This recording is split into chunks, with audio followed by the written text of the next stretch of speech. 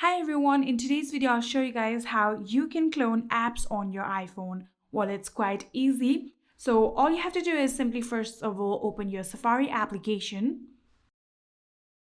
So after opening Safari, simply tap on the search bar right here and you can simply type down the browser option of the application that you want to clone. For example, I want Instagram, so I'm going to type instagram.com.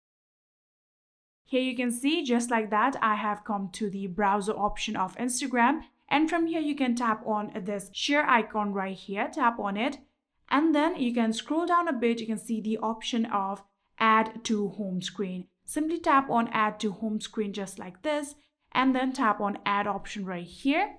So in here you can see we have successfully cloned Instagram. So if you simply open your regular Instagram, you will be logged into your account and your feed will be normal just like this. So if you get to the clone application that we have cloned just like this, here you can see your Instagram browser will open. So you can simply tap on login or sign up and simply log into your another Instagram account, and just like this you'll be able to clone your application on iPhone. I hope this video was helpful to you guys. If it was, please do not forget to hit that subscribe button and like our video. Thank you so much for watching. See you in the next.